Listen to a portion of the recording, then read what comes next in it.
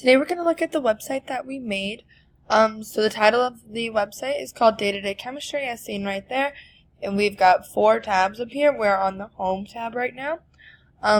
We've got a nice little molecule up here. It's the caffeine molecule, just in place of a logo. Thought it was pretty cute.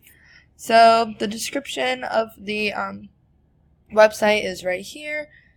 And then I embedded a link to a periodic table website right there, just so you can catch up. And also we have Crash Course right here. I'm Hank Green. Welcome to... Just so that people can catch up on the periodic table.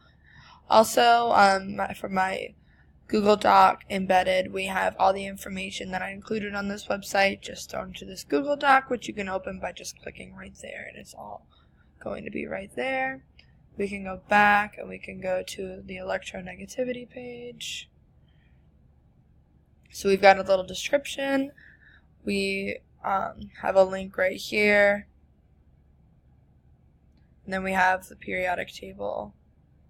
Okay, and then we go here. And then we have a quote right here. So the link to the quote is just right here. You just click on that. It's right in there. We go back. We've got a photo for this ionization energy, and then we have a photo for electron affinity as well. And then a link to a Prezi if you want more information on electron affinity.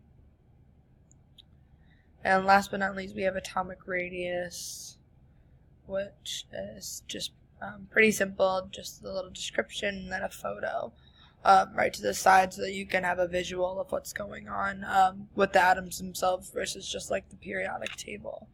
So I hope this was a helpful demonstration of my website, and I hope you learned a lot.